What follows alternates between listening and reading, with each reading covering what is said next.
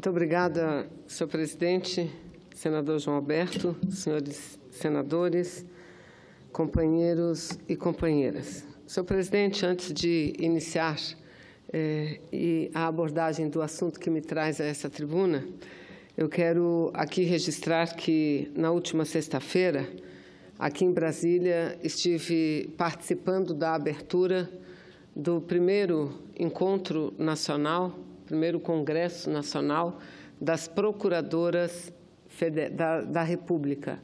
Um encontro, senador Medeiros, organizado pelo Ministério Público Federal, que tem, pela primeira vez na sua história, uma mulher à frente daquela importante instituição.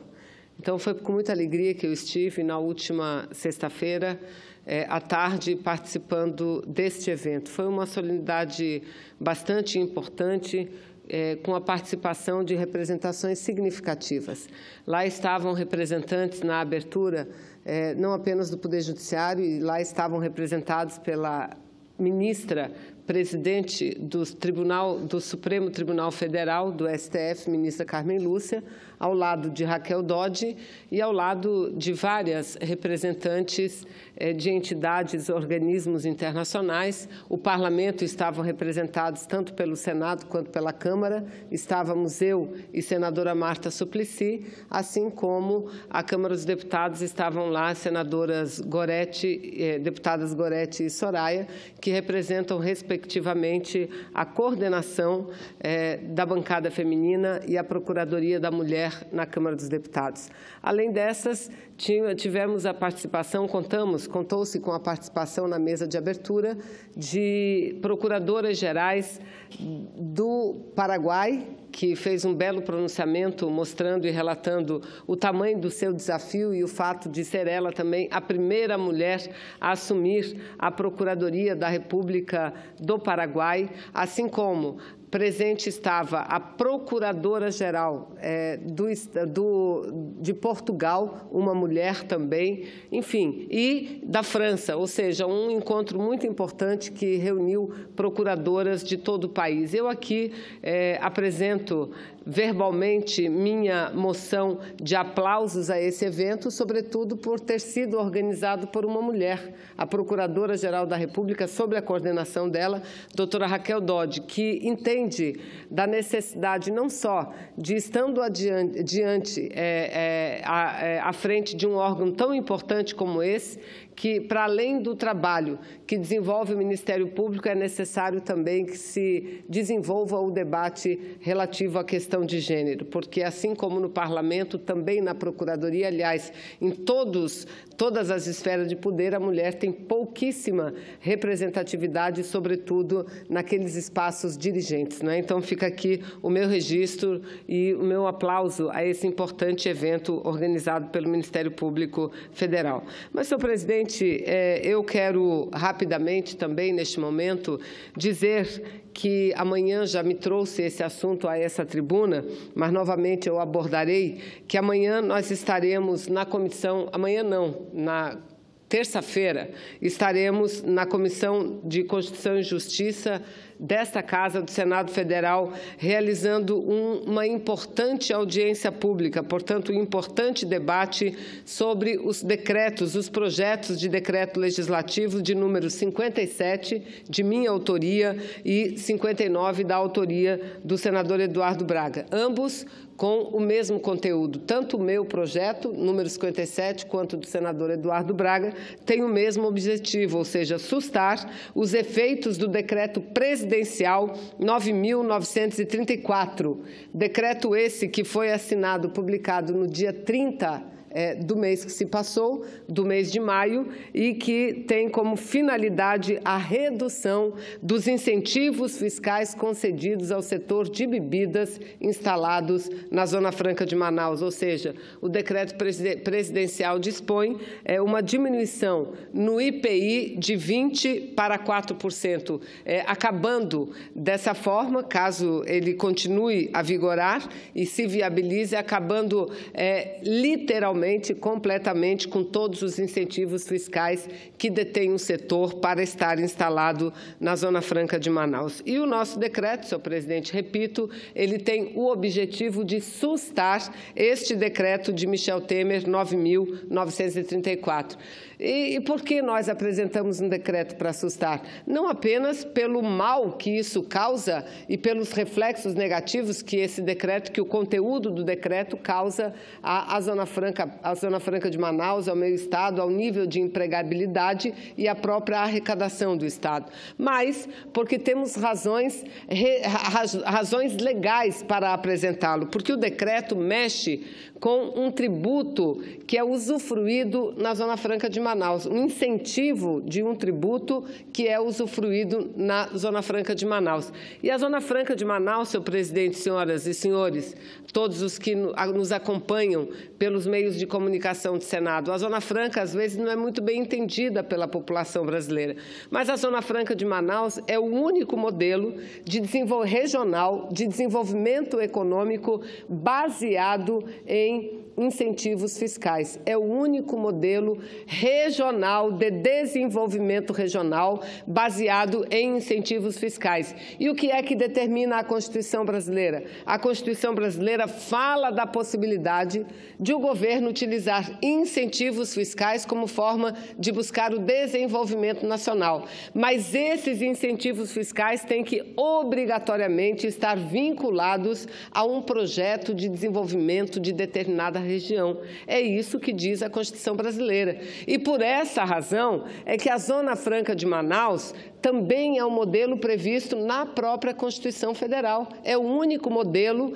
embasado e protegido constitucionalmente. Então, no nosso entendimento, no entendimento dos juristas, ou seja, no entendimento simples de qualquer um que minimamente estude a legislação brasileira, a Constituição Federal, as leis infraconstitucionais, chegará a essa conclusão. Não pode, através de um decreto puro e simples, um presidente da República reduzir ou exterminar incentivos fiscais para qualquer setor que esteja instalado na Zona Franca de Manaus.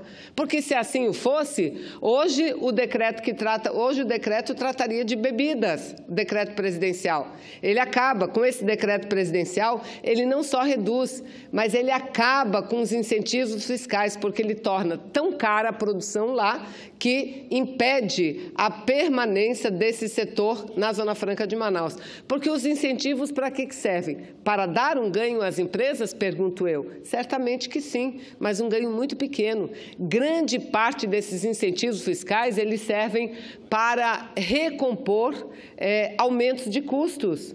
Porque não dá para comparar o custo em logística ou até mesmo de produção de uma indústria instalada no sudeste do Brasil para uma indústria instalada no norte do Brasil. Os grandes centros consumidores do Brasil estão centralizados no sul e sudeste, não na minha região norte, não na região amazônica. Então, para a região amazônica, para ter atratividade, para que a Zona Franca dê atratividade às indústrias, ela tem que cobrir também essa diferenciação entre a logística, que é muito mais cara na nossa região, repito, do que nas demais regiões do nosso país. Portanto, este decreto 9.934, que afeta diretamente o setor de bebidas não alcoólicas, bebidas, instaladas na Zona Franca de Manaus, ele não reduz incentivos, ele acaba definitivamente com esses incentivos e, por isso, é inconstitucional. Repito, porque hoje o presidente faria um decreto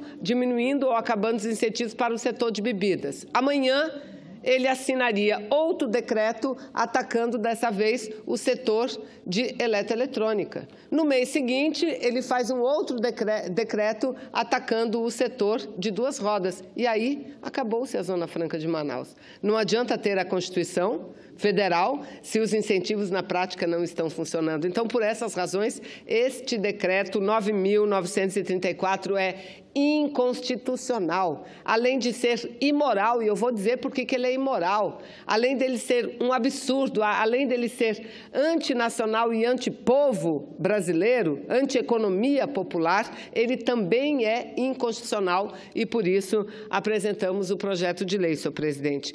E, repito, além de inviabilizar viabilizar a permanência do setor no polo industrial de Manaus, este decreto impacta toda a cadeia produtiva no país também. Vale ressaltar que essa investida, aliás, não é uma investida nova. A cada medida provisória editada pelo governo federal que trate de qualquer questões relativas à tributação, parlamentares de vários estados, mas, sobretudo, dos estados do sul do país ou do sudeste, apresentam emendas a medidas provisórias e sempre visando a diminuição desses benefícios para exatamente esse patamar de 4%, porque eles sabem que é o patamar necessário, mínimo necessário, para que essas empresas se mantenham na Zona Franca de Manaus. Nesses últimos tempos, nós temos conseguido com que essas emendas não sejam acatadas e garantido a permanência desse setor no polo industrial de Manaus. Em relação ao Executivo, senhor presidente, eu aqui registro que também não é a primeira vez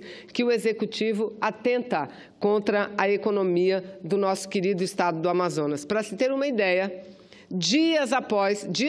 um dia após a maioria esmagadora da bancada de deputados federais do meu estado do Amazonas ter ajudado a livrar Michel Temer de ser investigado pelo Supremo Tribunal Federal, ou seja, após a maioria da bancada do estado do Amazonas, lá na Câmara dos Deputados, ter votado a favor de Michel Temer, para que ele não fosse afastado,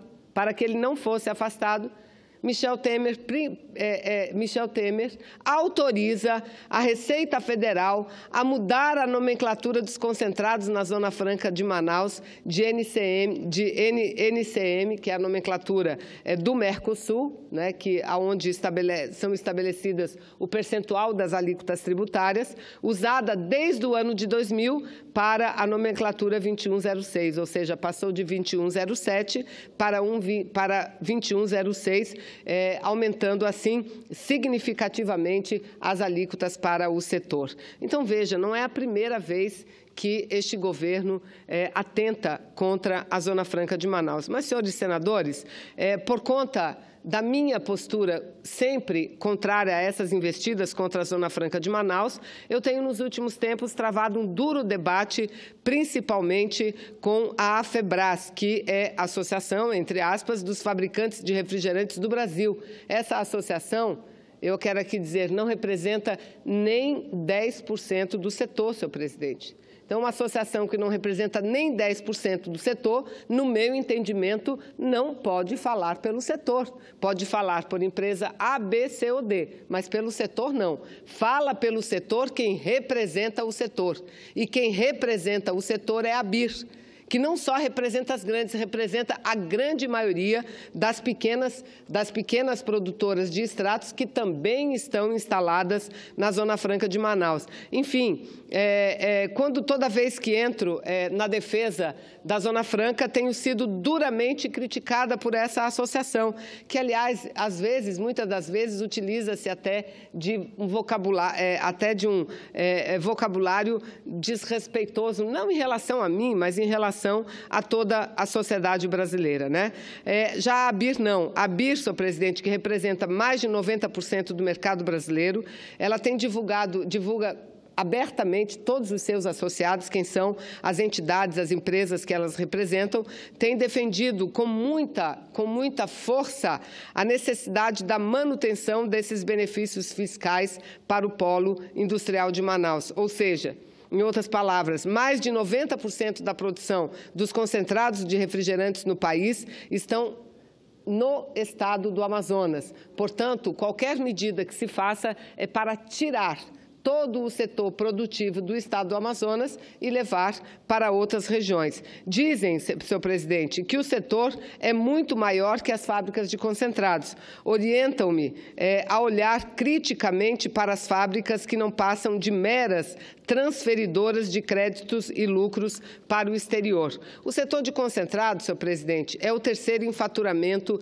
e geração de emprego na Zona Franca de Manaus. Ele só está atrás de dois outros polos, concentrados, eletroeletrônico e de duas rodas. Em 2013, esse setor chegou a gerar mais de 14 mil empregos diretos. Atualmente, segundo o levantamento deles, são 122 mil empregos diretos e 1.200.000 de empregos indiretos em todo o país. Ou seja, esta associação representa exatamente esse segmento. Isso porque atende 95% do mercado de refrigerantes no Brasil e ainda exporta para Venezuela, Colômbia e Paraguai. Para se ter uma ideia, somente a Coca-Cola no Brasil, ela emprega diretamente mais de 60 mil trabalhadores e gera mais de 600 mil empregos indiretos. Estudos da Fundação Getúlio Vargas destacam que é importante observar que o setor de concentrados, além dos empregos criados na Zona Franca de Manaus, é o único a gerar riqueza para o interior do estado do Amazonas, com o agronegócio e a agricultura familiar, que são atividades responsáveis pelo fornecimento das matérias-primas agrícolas regionais. Portanto, não se trata apenas de um setor, mas de uma cadeia produtiva em todo o país e principalmente no meu estado do Amazonas. O Brasil inteiro consome como a principal bebida regional o Guaraná. O Guaraná é uma bebida típica do Brasil e uma bebida típica da Amazônia. Pois bem, nós temos na cidade de Maués, uma bela pequena cidade do interior do meu estado, como a maior produtora e fornecedora do Guaraná para todas as empresas que produzem extratos de refrigerantes no Brasil.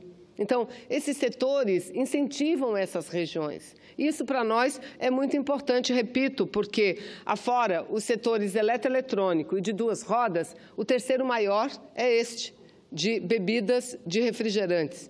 E este é o único setor que está presente no estado do Amazonas, na capital, no polo industrial, mas também no interior do estado do Amazonas. Os críticos, senhor presidente, da Zona Franca de Manaus afirmam que esse instrumento de incentivos fiscais não passam de uma mera elisão fiscal das empresas.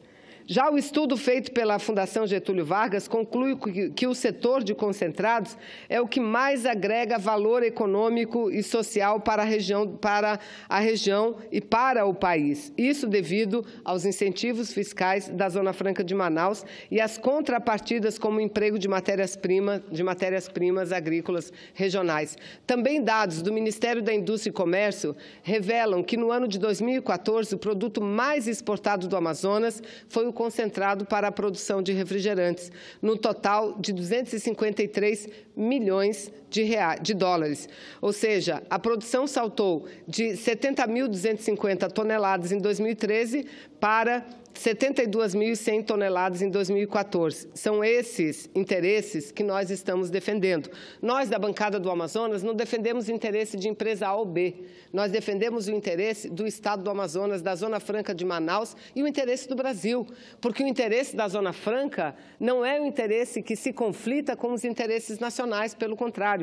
Eu tenho dito, e aqui quero repetir, senhor presidente, que o Brasil tem sido alvo constante de denúncias no âmbito internacional. Denúncias quanto à prática de políticas de incentivos fiscais que desequilibram o mercado internacional, levando a uma concorrência desleal. Da última feita, o Brasil foi denunciado pela União Europeia perante a Organização Mundial do Comércio. E a denúncia contra o Brasil, ela relatou uma série de leis brasileiras que garantiam incentivos fiscais a determinados setores da economia. Ela listava, por exemplo, o Inovar Alto, que é um incentivo fiscal que se garante, que se oferece à indústria automobilística brasileira. No Amazonas, nós não produzimos um automóvel. Portanto, esse benefício fiscal não alcança o Amazonas. E tenho quase certeza, não posso dar a certeza, mas quase que também não alcança a região amazônica, porque nós não produzimos automóveis. Mas, enfim, alcançou esse incentivo Inovar Alto. Alcançou o incentivo da indústria de informática, que é um incentivo garantido em todo o território nacional. denunciou também o Brasil perante a Organização Mundial do Comércio por conta dos incentivos à lei de comunicação digital. E também denunciou a Zona Franca. Na primeira audiência, senhor presidente, o que fez a União Europeia? Retirou da denúncia a Zona Franca de Manaus. Retirou, porque reconheceu os incentivos da Zona Franca de Manaus, não só do ponto de vista legal, em território brasileiro, mas do ponto de vista internacional. E por quê? Por uma série de razões. Primeiro, porque se adequa à Constituição Federal. E eu repito o início da minha fala. O que diz a Constituição Federal? É possível, é legal, a concessão de incentivos fiscais, contanto que esses estejam vinculados a projetos de desenvolvimento regional, que é o caso da Zona Franca de Manaus, que vem lá do início da década de 60. Então, é um benefício legal. Mas, segundo, ele tem trazido um benefício que tem sido usufruído no mundo inteiro, que a Zona Franca de Manaus, hoje, é o maior fator de preservação ambiental que nós temos no Brasil. Graças à Zona Franca de Manaus, é que o índice de desmatamento da Amazônia não é maior.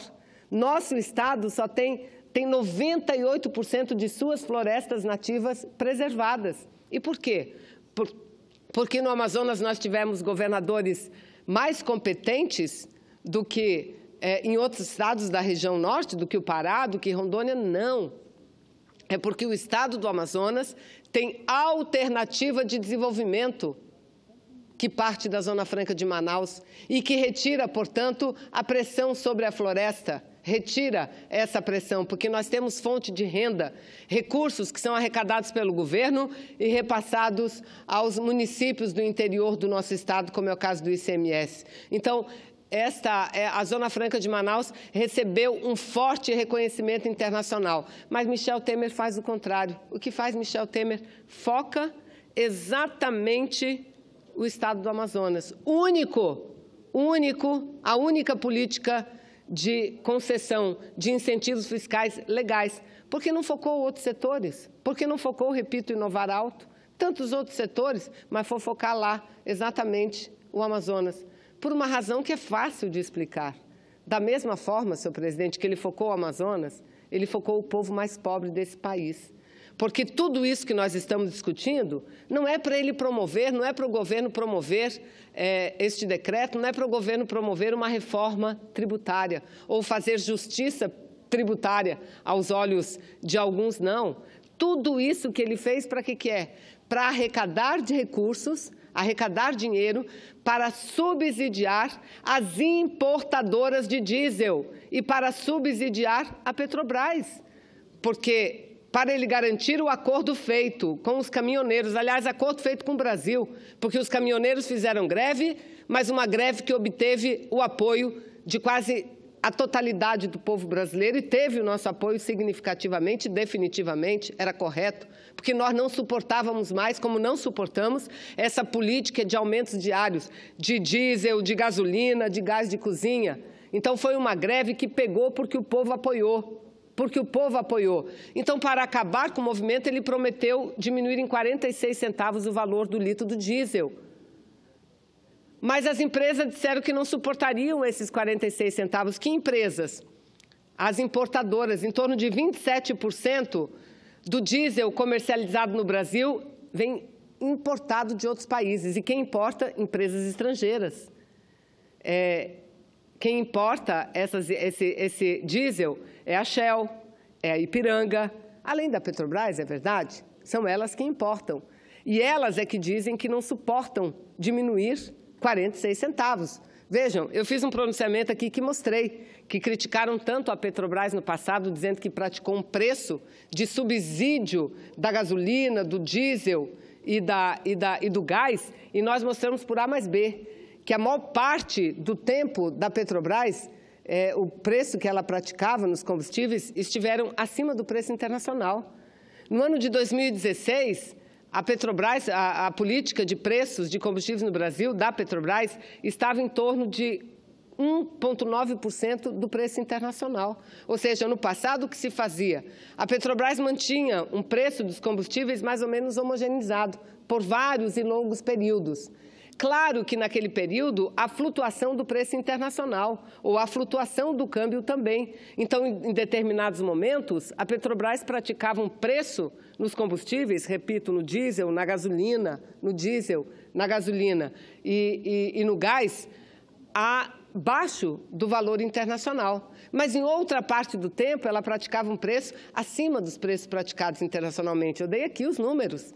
No ano de 2000, eu tenho isso bastante detalhado, no ano de 2017, a Petrobras ela praticava, em 2016, ela chegou o preço dela a ser superior a 1,67 vezes acima do preço internacional. Então, ela ganhava, e era com isso que ia compensando. Ora o preço mais alto, ela ia se compensando. Pois bem, esse governo entendeu que não.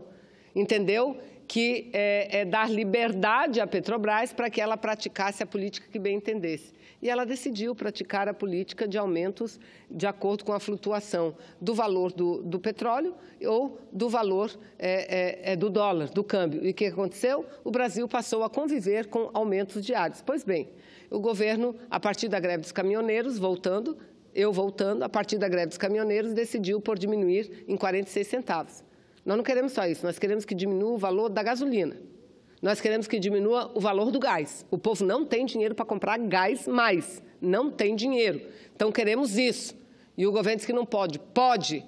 Vamos abrir a caixa preta da Petrobras, vamos mostrar a situação econômica da Petrobras para mostrar que há espaço para se fazer e se aplicar no Brasil uma política de preço de combustíveis mais justa do que essa que está sendo praticada agora. Pois bem, então, sem nenhum questionamento, sem ver planilha, sem analisar nada, apenas levando em consideração a tal liberdade de mercado, Michel Temer disse: vou baixar o preço do diesel, mas quem vai pagar é o povo brasileiro. E aí o que o governo fez? Em torno de 9,7 bilhões, é o que ele precisa arrecadar, segundo seus cálculos, para pagar esses 46 centavos. Da onde virão? 5,7 bilhões estão sendo cortados, surrupiados do Orçamento Geral da União, da saúde, da educação, da segurança pública, está sendo cortado. E a Zona Franca de Manaus também está sendo atingida. Em torno de 700 milhões eles imaginam arrecadar com isso. Agora, para quê? Para fazer o quê com esse dinheiro? Para aplicar no desenvolvimento regional? Para aplicar na geração de empregos? É para isso que o governo quer? Não. O governo quer, sabe para quê? Para cumprir a medida provisória 838, ou seja, para subsidiar as empresas estrangeiras que importam petróleo e a Petrobras. Ou seja, vai tirar dinheiro do povo, do Orçamento Geral da União, vai tirar do Estado do Amazonas e vai dar para essas empresas petroleiras, senhor presidente. Isso não é justo. Isso não é justo. Eu quero dizer o seguinte, senhor presidente, eu carrego comigo uma única coisa que vai ser herança para todos aqueles que eu deixarei, que é a certeza de que, tendo tanto tempo de atuação na vida pública, eu sempre atuei com coerência, Eu fui a única do meu estado do Amazonas, da bancada do estado do Amazonas, a votar contra o impeachment. Eu fui a única. E desde aquela hora eu dizia, eu aqui não estou votando só contra o impeachment, votando contra algo que fere a Constituição brasileira e a democracia, porque não era impeachment. Eu estou aqui votando a favor da população brasileira. Eu estou aqui votando contra um golpe que eles estão dando contra o povo e a nação brasileira, porque eles querem assumir o poder não é para acabar com a corrupção. Eles querem assumir o poder não é para gerar novos empregos, não é para melhorar a vida do povo. Eles querem assumir o poder para implementar uma agenda política, econômica e social derrotada nas últimas 4 eleições. Uma agenda privatista, portanto, que tira empregos do povo brasileiro. Uma agenda que tira direitos do povo brasileiro. E está aí as prioridades que eles elegeram. As prioridades que elegeram, primeiro, foi aprovar a emenda constitucional do teto constitucional, que limita os gastos públicos, ou seja, proíbe novos investimentos nas áreas sociais e de infraestrutura, saúde, educação, segurança, proíbe. Só não proíbe gastar mais com a parte financeira, ou seja, com juros. Se o juro aumentar, ficar mais caro, pode gastar mais, pode pagar mais. Não pode com educação, não pode com saúde. Então, isso é que tem provocado a diminuição dos alunos que são incentivados a fazer universidade. Isso é que fez com que o governo baixasse um decreto proibindo a abertura de novos cursos e novas vagas no ensino superior. Veja. É isso que está acontecendo no Brasil. Essa foi a prioridade primeira. A prioridade segunda foi, senhor presidente, aprovar a reforma trabalhista. Uma reforma que só tem gerado desemprego. Uma reforma que só tem gerado precariedade nas relações de trabalho. Uma reforma que tem diminuído o nível de produtividade do Brasil. Uma reforma que tem gerado desemprego. Desemprego. Então, lá atrás, quando tomei aquela atitude corajosa, portanto, porém coerente, porque eu sabia que mais cedo ou mais tarde a verdade viria à tona. O povo brasileiro, que no período não compreendia, passou a compreender que estavam tirando uma presidente contra quem não tinha nenhuma prova, nenhum crime cometeu, para colocar quem? O homem da mala, o homem do apartamento de 51 milhões de reais, das malas que vão para cima e para baixo, cheias e recheadas de dinheiro. É essa pessoa que eles colocaram lá. E é essa pessoa que está fazendo esse serviço de atentar contra a Zona Franca de Manaus, de atentar contra os direitos dos trabalhadores, de atentar contra a economia popular. E é contra isso que nós estamos aqui nos levantando. Então, eu quero fazer um apelo para concluir que Vossa Excelência já foi muito bondoso comigo. Já me deu muito mais tempo do que regimentalmente eu tenho direito, presidente. Mas eu quero concluir dizendo o seguinte, e fazendo um apelo aos meus colegas, que nos apoiem a bancada do Amazonas nesse pleito. Nos apoiem, primeiro, porque não é justiça tributária o que estão querendo fazer, não. Estão querendo tirar dinheiro de um estado pobre, que é o Amazonas, assim como querem tirar do povo pobre brasileiro para dar para as petroleiras. É só isso que eles querem. É para subsidiar empresas estrangeiras que já estão subsidiadas demais. Teria muitos outros incentivos fiscais ao próprio setor de petróleo, que passou a obter benefício de quase 100%. Qualquer presidente, qualquer maquinário que se traga de fora, que qualquer petroleira traga de fora, qualquer sonda, qualquer maquinário utilizado para a produção ou beneficiamento de petróleo, sabe quanto paga de tributo? Zero. Nada. Zero. E por que, então, minar a Zona Franca de Manaus? Por que isso? Então, eu peço aqui o apoio dos meus colegas para que a gente possa fazer justiça. Primeiro, no que diz respeito ao cumprimento da Constituição. E, segundo, aos direitos de um Estado que já foi, nessa crise, no auge dessa crise econômica, já foi o Estado que teve o maior número de desempregados. E hoje nós somos o terceiro. Será que Michel Temer quer colocar novamente o Amazonas no primeiro da lista, como aquele Estado que proporcionalmente tem o maior número de desempregados?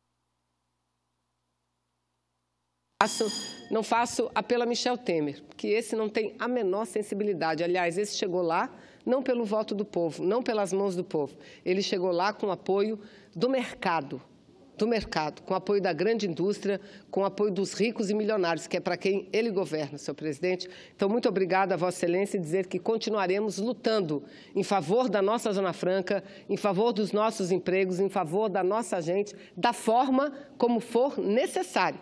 Lutaremos até encontrarmos a vitória. Muito obrigada, senhor presidente.